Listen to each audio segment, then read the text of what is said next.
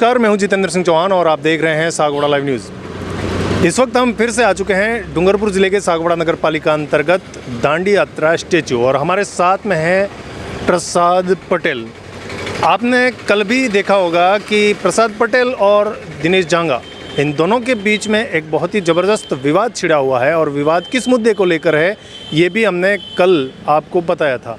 आज फिर से हमारे सामने प्रसाद पटेल एक बार फिर से मीडिया से रूबरू हो रहे हैं और क्या विषय है, आज फिर से उनको मीडिया के सामने आने की क्या ज़रूरत पड़ी, इन्हीं से जानने की कोशिश करेंगे। तो सर, जैसा कि कल आपने दिनेश जांगा के बारे में कई सारी बातें बोली और दिनेश जांगा भी कैमरे के सामने आए और उन्होंने भी इस बात का स्पष्टीकरण दिया। आप दोनों के बीच में अतिक्रमण को लेकर विवाद है और वो विवाद इतना बढ़ चुका है कि एक दूसरे पर आरोप प्रत्यारोप लग रहे हैं। यहाँ तक कि आपने ये बताया कि आपके पिताजी को उन्होंने भूमाफिया कहा और वो ये कह रहे हैं कि मैंने भूमाफिया नहीं कहा। और इस विवाद को लेकर आप बता रहे हैं कि आपके पिताजी को अटैक जैसी समस्या हुई है, वो बता रहे हैं कि मैंने ऐसा कुछ कहा नहीं और उन्हें इस तरह की कोई समस्या आनी नहीं चाहिए। ये सारी तमाम बातें कल हो चुकी हैं, इसके बावजूद आज फिर से आपको मीडिया के सामने आने की क्या ज़रूरत पड़ी, इसके बारे में बताएं। सर, सबसे पहले मैं आपका धन्यवाद करना चाहूँगा। इसलिए करना चाहूँगा कि सर, आपका जो न्यूज़ चैनल है वो हमारे जैसे पब्लिक का वीडियो बनाती है तो किसी प्रकार का कोई आप कट पेस्ट नहीं करते हो, जो भी है वो जनता के सामने रखते हो। इसलिए मैं आपका धन्यवाद करता हूँ। और सर, आज मुझे फिर से ये बोलने की आवश्यकता इसलिए पड़ी है कि कल तक तो ये मेरे पिताजी को भूमाफिया कहता था, मेरे पिताजी को बोल रहा था कि तुम फर्जी नक्शे बनवा देते हो, फर्जी पट्टे बनवा देते हो और तुम भूमाफिया हो। लेकिन सर, कल उसने एक वीडियो में फिर से ये कहा कि मैं एक मानसिक रोगी हूँ। तो सर, मानसिक रोगी को पर्यायवाची शब्द पागल भी कह सकते हैं, अपनी वागड़ी में गांडा भी कह सकते हैं।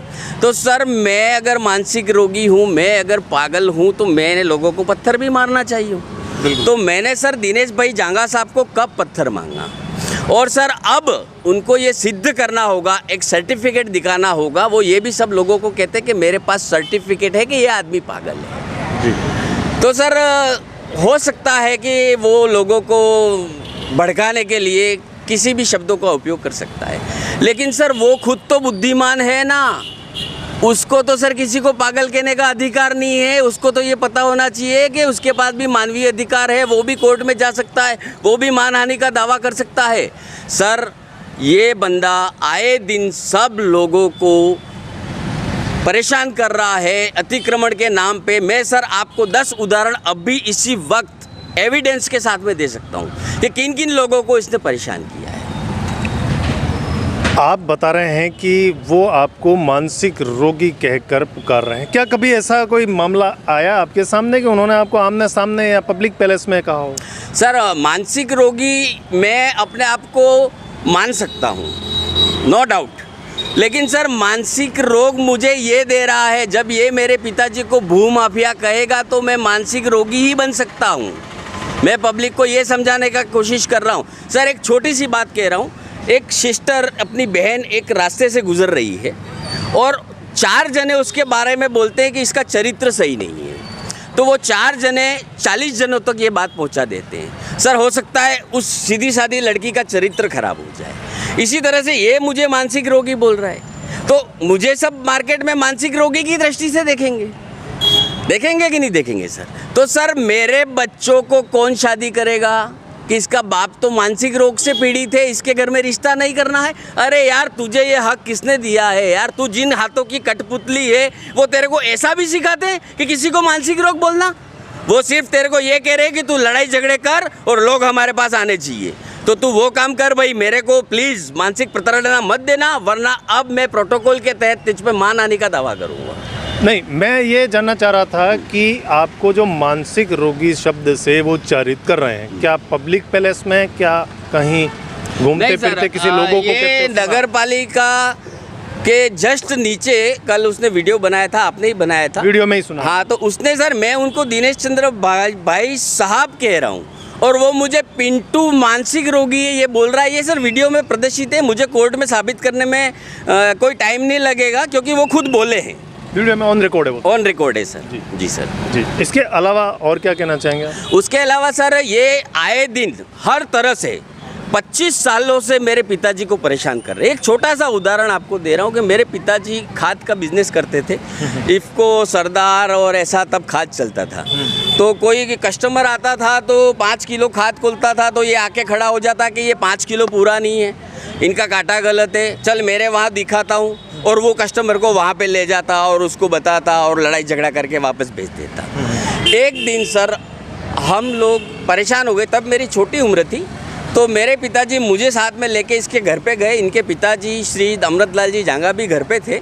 अमृतलाल जी ने भी उनको समझाया कि तू ऐसा क्यों कर रहा है। तो मेरे पापा ने पूछा कि दिनेश भाई मैं ऐसा क्या करूं कि आप शांत हो जाओ, क्योंकि मेरे पापा पैसा कमाना चाहते थे पर छवि खराब करना नहीं चाहते थे। तो मेरे पापा को इसने कहा कि आप खाद का धंधा बंद कर दो, तो मेरे पापा ने खाद का धंधा बंद कर दिया। फिर सर इसने शाह बीज भंडार के नाम से अपना ये व्यवसाय खोला, और विमल भाई इनका जो भाई है वो खाद की दुकान पे बैठता है, और आज दिन तक इनकी दुकान पे खाद बिक रहा है। मतलब सर इनका उद्देश्य एक ही है कि मैं जो कहूँ वो सही और मैं जो कहूँ वो गलत। कहने का अर्थ ये सर मेरा कि ये इसको सर मीडिया ने ज़्यादा बहुत आगे बढ़ाया है, क्योंकि सर ये मीडिया के सामने बहुत अच्छे से पेश आता है, इसके पास कला है।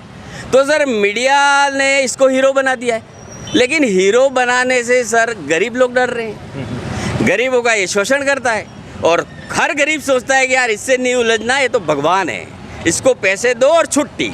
और हमारे जैसे पास भी राय लेने आएगा तो यार हम थक गए तो तू किस खेत की मूली है। दिनेश जांगा से मत उलझ, वो बहुत बुद्धिमान आदमी है और तेरे साथ जो चाहे वो कर सकता है। तो सर इस तरह के ये जो अब काम कर रहा है, तो सर 25 साल से हम लोग सहन कर रहे हैं। अब सर हम भी इंसान हैं, हमारे सर अब असहनीय हो गया है, और अब मैं हाथ नहीं जोड़ूंगा। अब मैं भी सर प्रोटोकॉल, जितने भी डिपार्टमेंट हैं सबके प्रोटोकॉल मैं भी जानता हूँ सर। अभी इसने जो मेरे को मानसिक रोगी कहा है, मेरे पिताजी को भूमाफिया किया है, उसको सिद्ध करना पड़ेगा। अगर वो सिद्ध करेगा तो उसका जूता मेरा सर, और अगर वो सिद्ध नहीं कर सका तो जो भी कानून के सेक्शन बने हैं उसके तहत उसको सजा मिलेगी। तो इस वक्त आपके साथ में जितेंद्र जी भी आए हुए हैं। ये भी सर उन्हीं के प्रताड़ित हैं, इनके मुंह से भी आप 2 शब्द सुनिए। बताएं आपका क्या, किस तरह का मामला? हम बहुत परेशान हैं इन लोगों से, क्योंकि पहले भी हमको कई बार उसने कलेक्टर को जाके ये कैबिन हटाओ। सागवाड़ा के अंदर एक कैबिन तो है नहीं, पूरे सागवाड़ा में हज़ारों कैबिन हैं, इसको क्यों नहीं हटवा लेता? पक्के अतिक्रमण बता रहा है, पक्के अतिक्रमण तोड़ो। अरे पक्के अतिक्रमण का इसको ये बताओ न, पूरे नाम सहित इसको लिख के दे, ये अतिक्रमण पक्के हैं तो तेरे पास सारी लिस्ट है, तू इसको लिख के दे ने, क्यों नहीं लिख के देता कि भाई इसी आदमी के पक्के अतिक्रमण हो रहे तो तुड़वा तू पास मेरे, हम कहाँ ना कह रहे ना। हमारे से आज कितने सालों से हम तो बैठे हैं, नए नहीं बैठे ना। हमें क्या तकलीफ आ रही है इसको, कैबिनों से क्या तकलीफ आ रही है? कभी कलेक्टर साहब के पहुंच जाता है, कहीं पहुंच जाता है, और दुनिया को डराना धमकाना ये अच्छा नहीं है। इस तरीके का हरकत करेगा आगे लोग इसको कोई चाहता भी नहीं है, कोई कॉलोनी के अंदर को कोई पूछता भी नहीं है। ये ऐसे व्यवहार रखेगा तो दुनिया में कोई इसको बैठाएगा भी नहीं।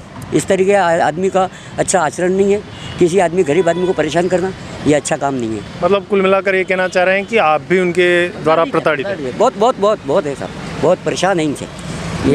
जी बताएं सर। एक मेरी दुकान है गामोटवाड़ा शॉपिंग सेंटर में, उसके जस्ट पास में एक वागरी बस्ती है सर। तो इस आदमी ने लड़ाई लड़के पूरी वागरी बस्ती खाली कराई, तो वागरी लोग इसको ढूंढ रहे थे मारने के लिए, तो ये छुप गया था सर, कई दिन तक मार्केट में नहीं आता था। लेकिन सर मैं इस बात से खुश हूँ कि उन वागरियों को वहाँ से भले हटना पड़ा, लेकिन नगर पालिका ने उनके रहने की व्यवस्था भी की।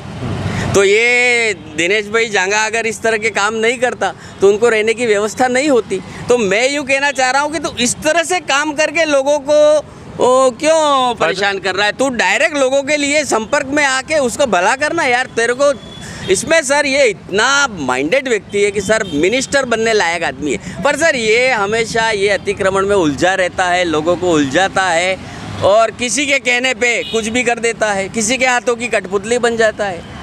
अब सर कठपुतली का नाम मैं कल भी ले रहा था और आज भी ले रहा हूँ, तो मैं इस बात का एविडेंस के साथ में स्पष्टीकरण देना चाहता हूँ। एक सर तोलाचंद जी, धनपाल जी तोलाचंद जी करके एक सरोदा के व्यापारी हैं, उनके पास सर मैंने 30 लाख रुपए लिए थे और मैंने 1 किलो सोना उनको गिरवी दिया था।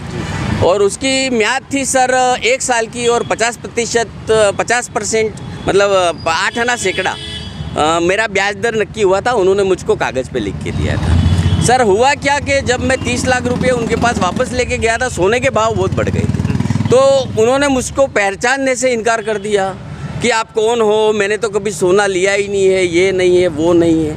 इस तरह से उन्होंने मेरे को परेशान किया। फिर मेरे ससुर जी भी मेरे साथ में थे, तो उन्होंने समझाया कि यार आप इतनी बड़ी पेड़ी पे बैठे हो और आप ऐसा काम क्यों कर रहे हो। तो फिर उन्होंने कहा कि देखो इस चिट्ठी में लिखा हुआ है कि 1 साल पहले अगर आप सोना छुड़वाते हो तो आपको ब्याज पूरा देना पड़ेगा, और आपके तो 5-6 महीने ही हुए। तो मेरे ससुर जी ने फिर से निवेदन किया कि तुम साल भर पूरा ब्याज देने की बात करोगे या फिर हम साल भर के बाद छुड़ाने आएंगे, और पहचानने से इनकार कर रहे हो, और ऐसी किसी आपकी शैली है काम करने की। सर इस चीज़ को लेके मैंने पुलिस कार्रवाई भी की, लेकिन कुछ राजनीतिक दबाव होने के कारण प्रशासन पे मेरी बात नहीं चली। सर जैसे जैसे नए सीआई साहब आते गए, मैं अपनी एप्लीकेशन देता गया। हाल ही में एक नए सीआई साहब आए थे, उनको भी मैंने मेरी एप्लीकेशन दी। तो खोडनिया साहब, दिनेश जी खोडनिया साहब के वेवाई साहब हैं अशोक जी जैन, जिनका पुनर्वास कॉलोनी में ललित भाई पंचाल के सामने A141 मकान है उनका। तो वो भी धनपाल भाई तोलाचंद जी के साथ थाने में आए और उन्होंने भी गवाही में साइन किए। तो वो सब सर कर सकते हैं, रिश्तेदार एक दूसरे के काम आते हैं, अपने को इससे कोई ऑब्जेक्शन नहीं है। लेकिन सर ये दिनेश जांगा फिर से उस केस में गिरा, और धनपाल भाई से उसने कितने पैसे खाए मुझे पता नहीं है, क्योंकि मेरे सामने उसने नहीं खाए। लेकिन सर ये बिना पैसे खाए कोई काम करता नहीं है। तो उसने आके ये गवाही दी कि मेरे घर पे धनपाल जी ने प्रसाद पटेल की वाइफ और उसके ससुर जी को गोल्ड वापस दिया, और उन्होंने पैसे दिए, और ब्याज का पैसा धनपाल जी ने नहीं लिया। इसलिए नहीं लिया कि ये मानसिक रोगी है और इसका हमको ब्याज छोड़ देना है। सर मेरी वाइफ ने आज दिन तक धनपाल जी का चेहरा नहीं देखा है, दिनेश भाई जांगा का चेहरा नहीं देखा है, और इस तरह से मेरी वाइफ के बारे में गलत बोल रहा है। तो सर आप खुद देख रहे हो कि सर ये इस तरह का, और सर मेरे पास एविडेंस है, मैं इसको जब भी ज़रूरत पड़ेगी मैं पेश करूंगा। लेकिन आज भी अगर थाने में जाके आप गवाही में इसकी गवाही पढ़ोगे तो दिनेश चंद्र जांगा साहब के हस्ताक्षर हैं, अशोक जी जैन साहब के हस्ताक्षर है, धनपाल जी तोलाचंद जी के हस्ताक्षर है। और मैं सर मेरे पास लिखित संविधान है, अगर अपन सर किसी से 2 लाख रुपये, 3 लाख रुपये, 5 लाख रुपये लेते हैं तो अपन को उसको कुछ चेक वगैरह कुछ देना होता है। तो मेरे को भी, मैंने भी सोना लिया तो मैंने भी उनसे लिखवा के लिया। तो वो जो ओरिजिनल स्लिप है, अगर तुमने मुझे सोना दे दिया है तो वो ओरिजिनल स्लिप आपने फाड़ी क्यों नहीं है, वो आज दिन तक मेरे पास क्यों है।